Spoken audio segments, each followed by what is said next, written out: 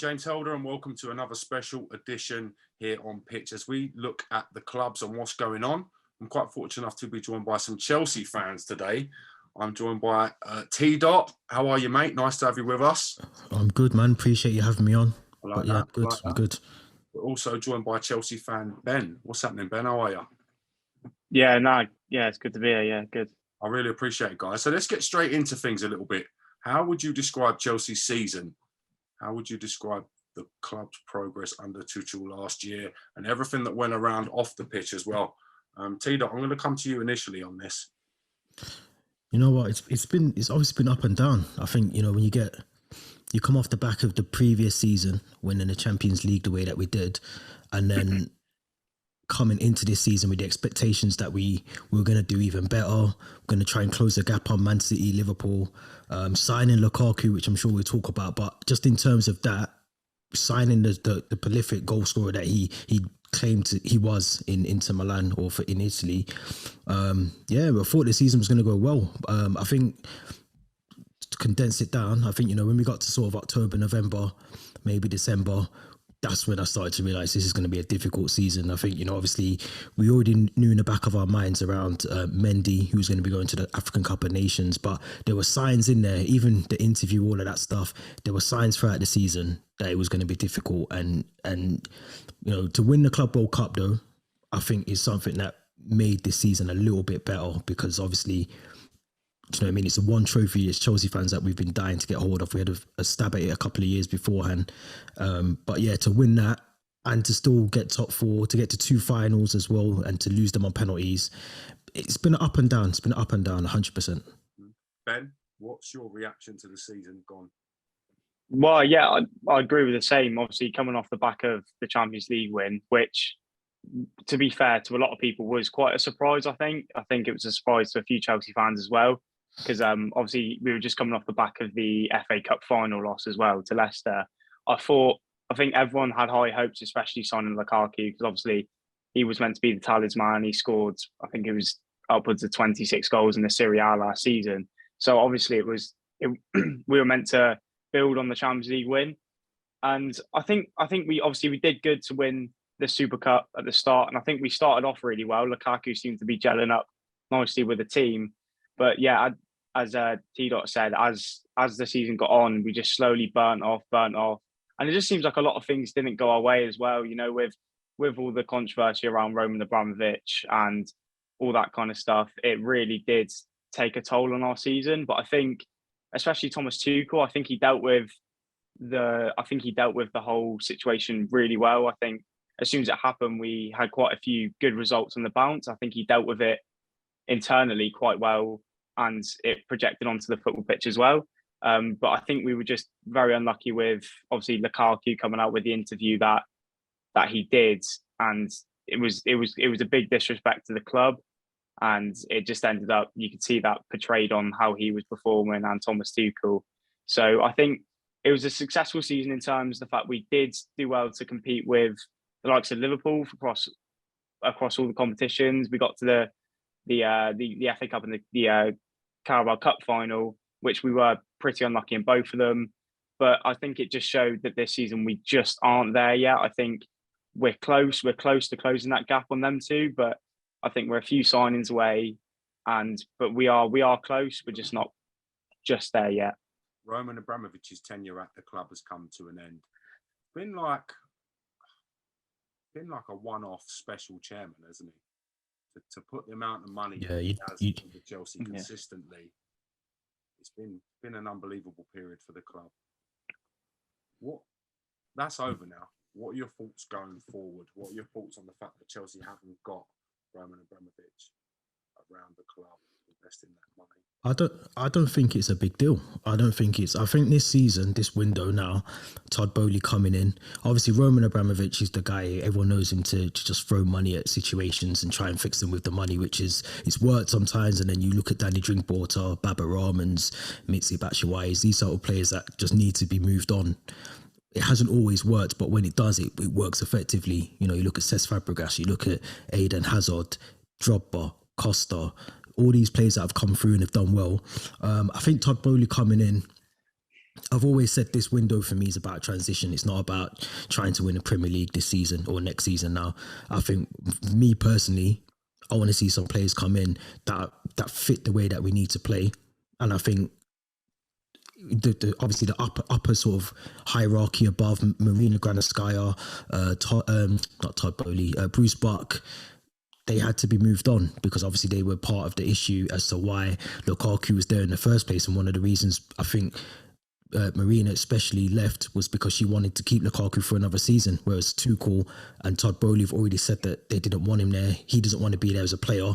What's the point? Who's gaining from this situation? No one. So I think for me, this transfer window is about sustaining top four. It's not about winning the league. It's not about trying to push for the league. It's about closing the gap on Liverpool and Man City, who are miles ahead of us, even in terms of recruitment, the way that they recruit and who they brought in over the last couple of years at Liverpool. Masterstroke. They've done it well. They know how to recruit well, whereas we haven't done that. So I think Todd Bowley coming in, he's had to restructure the top. We've still got a recruitment strategy. We've got to get that right. We've got to get this scouting done properly. It's annoying me a little bit. We're being sort of linked with everyone. I'm surprised our names haven't been thrown in the hat yet. But like, we're being linked with Ronaldo, Neymar, Koulibaly, Koundé, Delete, all these players, and they're not all going to fit. They're not fitting it. Tuchel's got a list. Obviously, he needs to get this list to Bowley. They've obviously had discussions, but it's just a lot of work to do, and to expect to come out of this transfer window and say we're going to win or compete for the Premier League. It's a very ambitious way of looking at it for me, in my opinion. I don't know what you think, Ben. Yeah, no, I completely agree. I think with Roma moving on, Marina and Petr Cech, obviously, I think a lot of it was, and Bruce Buck, of course, a lot of it was, I think people are quite scared because obviously having all those people at the helm for so many years and winning all the stuff we've won, I think obviously people are scared of transitioning out of that. And I think they think as soon as they leave, that's it. As soon as we bring in new people, we're going to turn into like a new Arsenal or something where we go from having all the glory days to tailing off. But I think change is good. I think change is good. I definitely think that it was time for Marina and Bruce Buck to possibly move on. Although it is sad to see the back of them because they've done a lot for the club. But I think it was time.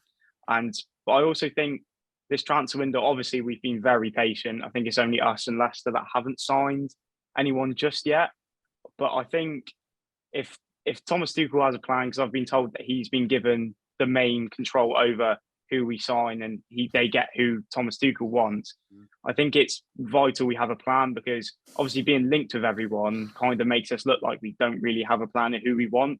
Kind of seems like a big name gets chucked out there and we're like, oh yeah, we're interested in him. I think if we do need a bigger plan this transfer window, and I do like the looks of De Ligt. I think he's young. He's got a lot of leadership. I think he could be a very good signing for now and for the future. And obviously Raheem Sterling, I think, is pretty close to being pushed over the line.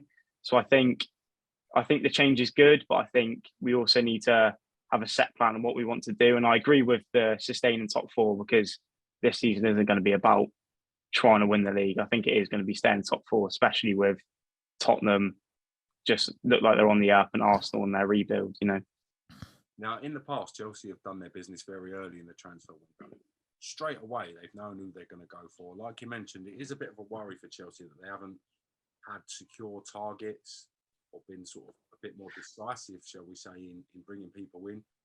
4 players have left the club, 2 of them really key players, especially to the system that solidified Chelsea. Christensen on the right has been probably one of your best players consistently. He's gone. Antonio Rudiger, Uncle Rudiger, is gone. Yeah. That's a huge loss for Chelsea fans. That's bad, yeah. Can you guys put it into words for me? What's gone wrong and how much of a loss those 2 players in particular are? And I'm going to start with T-Dot initially. I think especially with Rudiger, I think there was signs that he wanted to stay. I think the fact that these sanctions come in, they come at the worst time in terms of us trying to get these negotiations done. And in hindsight, you look at maybe this negotiations of getting a new contract should have been done way earlier. You would have thought at that level, corporate level, they would have known coming over the hill there might be sanctions coming in. We wouldn't have been news to those at the top of the club. And I think they left it very late. it was probably marginal in terms of a couple of 20, 30, 40, 50,000 a week from what Rudiger wanted. Then initially we were told 400,000 initially, and then it came down to about 250, 260 a week. In terms of the grand scheme of things, that's not actually a lot for a Premier League centre-back who's arguably one of the best players at the club at the time. So I don't know why it didn't happen, why they didn't get that over the line. Christensen, I think, just needed a new challenge. I think he'd hit the ceiling at Chelsea. I think he'd done what he needed to do. He obviously wasn't like a regular.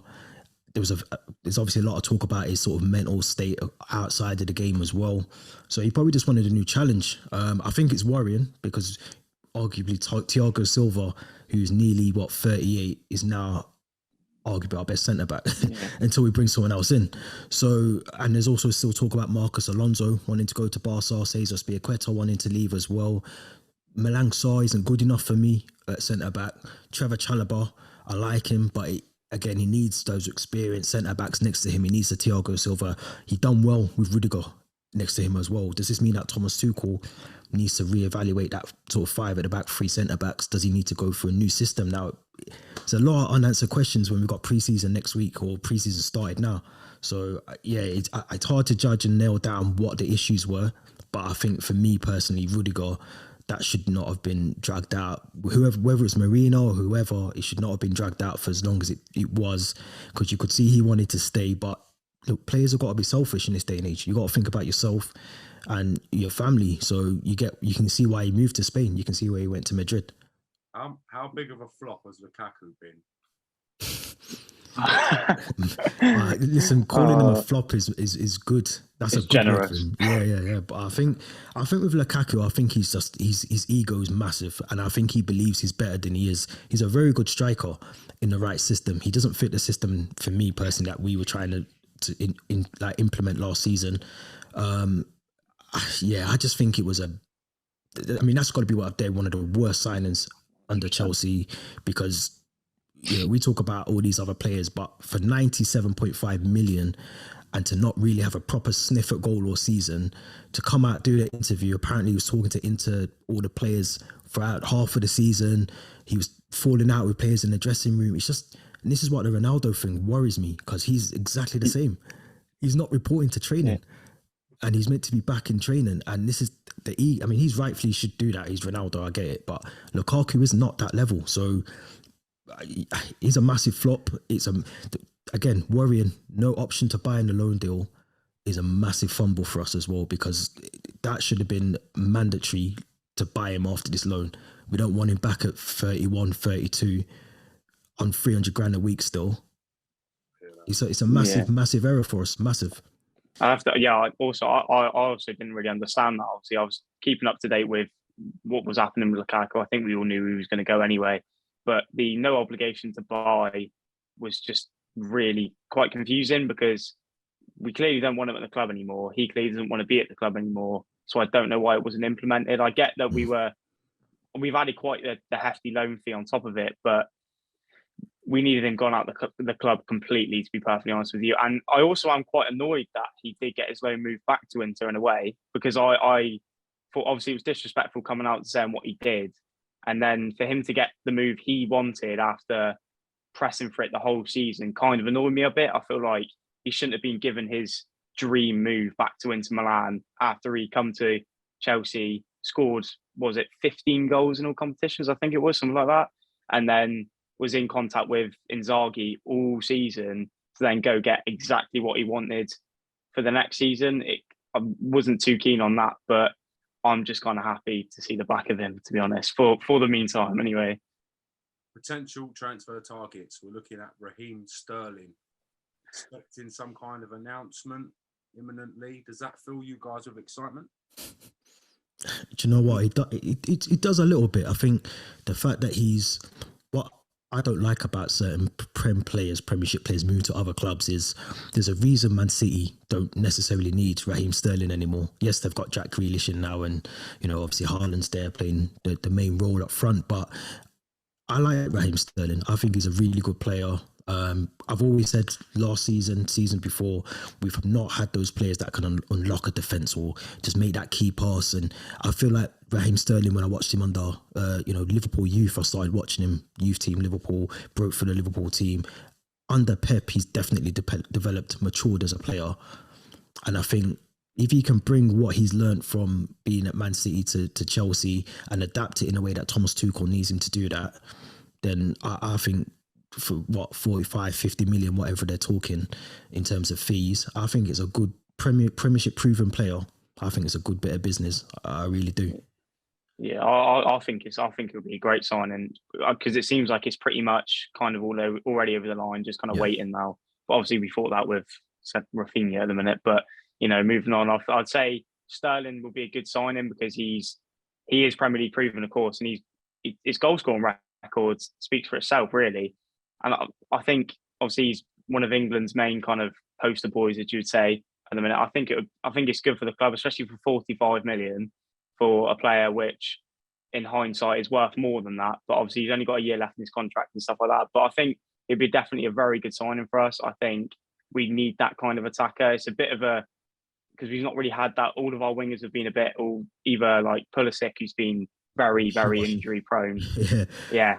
Very injury prone, and he's not always the most convincing in front of goal. Same with Timo Werner. So I think with Sterling, although he has had his moments where he isn't convincing in front of goal, but I think he'll be a great signing for us. I think it really brings our attack up another level. I definitely do.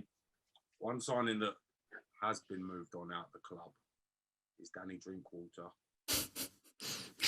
He had to go. He was top of my list. I'm sure he's on good money, which isn't the all and end of it. But I think he's got a lot of things that just doesn't fit how we play. And I think he went on loan to Burnley. Burnley didn't even want him back. His wages are astronomical. It was a weird signing. I don't know. It was like a panic buy when we signed him anyway. I don't know why we got him. It just didn't make any sense. There's loads of players like that. I mean, even Baba Rahman, again, I keep mentioning him, Batch Nawai. There's just loads of players on loan. That's one thing we haven't really touched on, but we need to look at and assess the loan players that we've got and see which ones can even fit into the team. And out of them, if I'm honest, you look at Brozier, you look at Conor Gallagher, and you look at Billy Gilmore, maybe Ampadu. If we don't sign the right centre-backs, then the others just need to move on now and decide where they want to play. Do they want to still be going on loan at 30? And that's the thing, though. Are these players signed to play for the first team, or are they signed as profit investment? Yeah. It's a business value, I guess, over the seasons of being loaned out. Look at the excess of former Chelsea players. Mo Salah comes to mind. Kevin De Bruyne. These players, they have a ceiling, I guess, at Chelsea. They're not going to get in the first team. I guess then they're sold on for a profit. Yeah. It's a business. In the business. It is. It's like with like the Drinkwater sign, and it clearly was from the point of view. It's like we signed N'Golo Kante, and they had a formidable partnership when Leicester won the league. It seemed like we were just going to sign Drinkwater, try and put them together, and it was going to be the exact same kind of thing. That obviously didn't work, and I think we have got so many players that definitely needs to be moved on, because it's not like we've loaned them out and they're on little wages. A lot of them were on substantially quite high wages, like Bakayoko, who's been on loan to AC Milan for I think 2 years now. He was an absolute disaster, and we spent a lot of money on the guy, and he's probably on very good money. But yeah, we need to definitely get rid of all the kind of the dead weight we have got on loan, because the loan system does work a lot of the time. Obviously, with Conor Gallagher and Brozier being the standouts, so this season it does definitely work, but there are also the downsides to it. I think we need to be a bit more picky and choosy who we do loan out and who we don't. Yeah. Should Chelsea cash in on Conor Gallagher now on the back of his season with Crystal Palace? He's gone straight back into the under-23s, so I'm presuming he's not going to get in the squad. We've got a lot of competition in that position, so unless he's going to somehow get Mason Mount out of the team, I don't know. Does he fit in the system with them? It's hard to say. Do you think it's a key time to maybe move him on, or do you think he's got a future at Stamford Bridge? I'd like to see him at Stamford Bridge for a season at least. I think the only thing that makes me wonder that he might stay is obviously we've got the 5 subs coming in. We've obviously got that congestion around, I think, October. I think we've got like 6 Premier League games. That's not Champions League or League Cup or whatever else we were in at that point. And I think the same in April. I think there's obviously because of the World Cup, they've congested the fixtures. So I think as much as he's not going to be potentially be a regular starter, I think there's an opportunity for him to come in and break into that team and do something because he's proven that he can play at the top level. He's a really good player.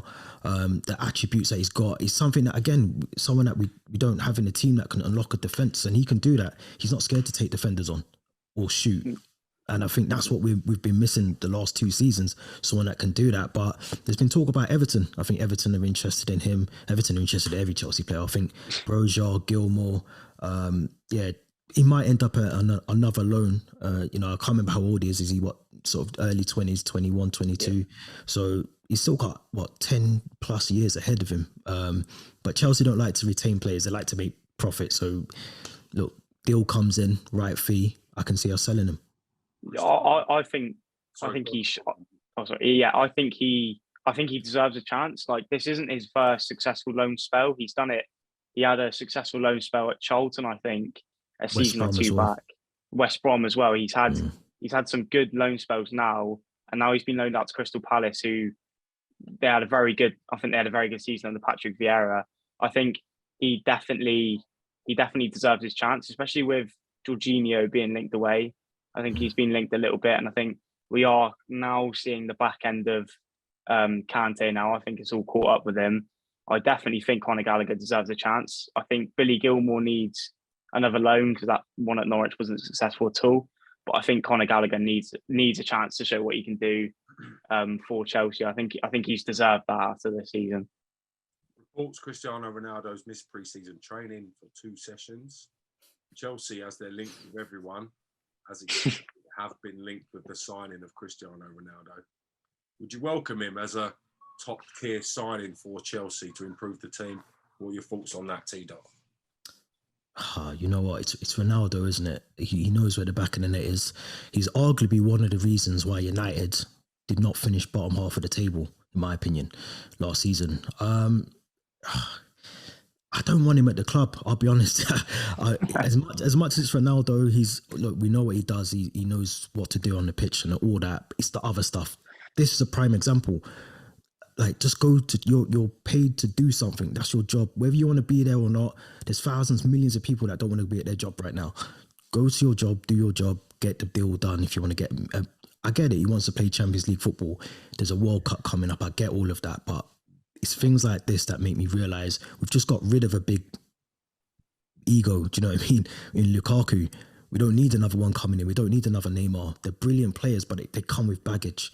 And I think, does Thomas Tuchel even want Ronaldo? Me personally, I don't think he does. I don't think he fits how Thomas Tuchel would play. I don't know. I just don't think he'd be able to manage him properly as well. So those sort of players, you're looking at Mbappe, Pochettino, all of that stuff. Sometimes the players have more control over the managers, and I just don't know if Thomas Tuchel would like that someone's come in and they're on that ego that he really can't really deal with.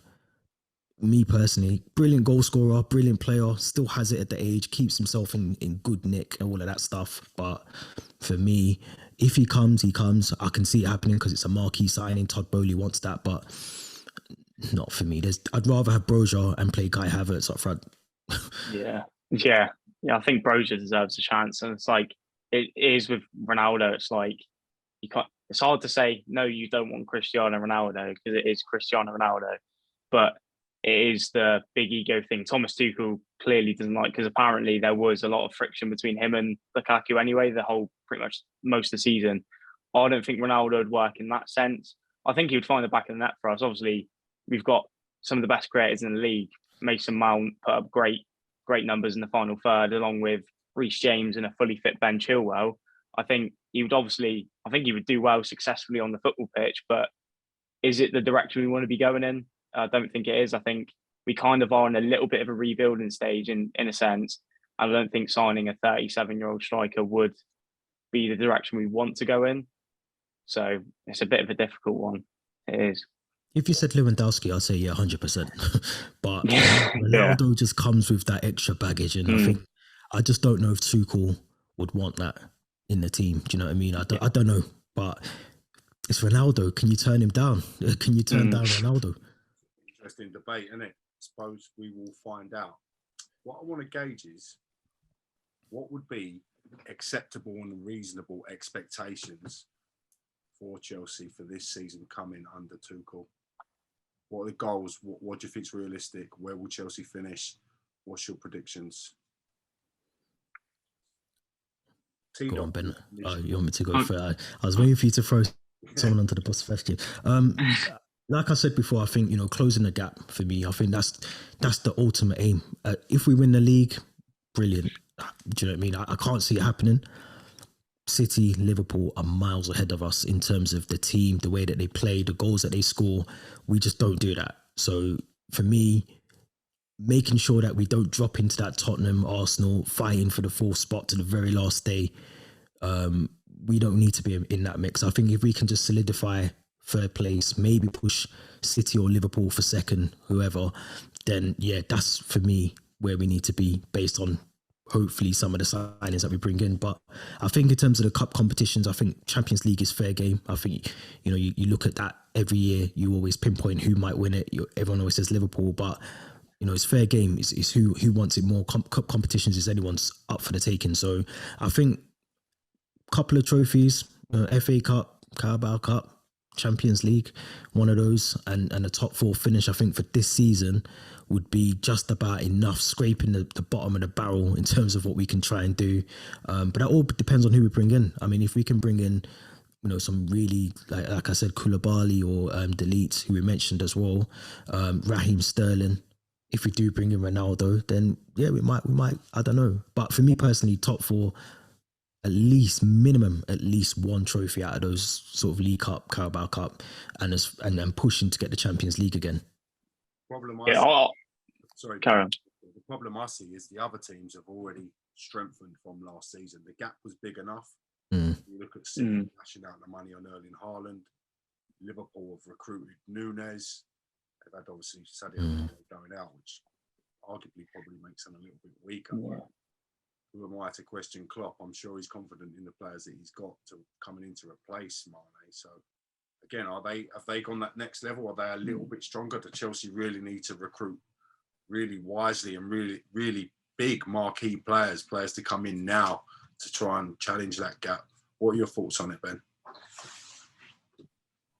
Well, I think we obviously need to strengthen at the back, especially because we are only left with, if you were to say who would be starting next season, well, the first game of the season, who would be starting at the back, it would be, and if we were playing the five back, it would be Thiago Silva, Aspilicueta and Chalobah. And then on the bench, maybe it would be Malang Sarr, Levi Colwill, which Levi Colwill, I'm excited to see how he does, but it's three centre-backs that aren't just there yet.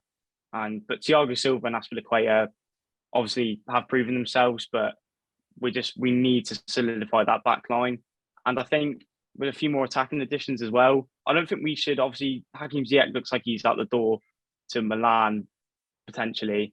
I think we do need to strengthen up there to just to try and push Liverpool, Man City, although I don't think the season is going to be the season to do it.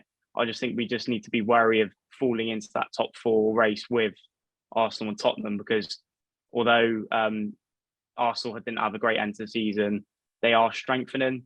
It's not like they've had the bad end to the season and they've just let that. They are strengthening. Teams are catching up to us because there is quite a gap. I think you've got Liverpool, Man City, you've got us, and then you've got everyone else. I don't think we are on the level of Arsenal and Tottenham. I think we are better, but we run the risk of falling into that category now.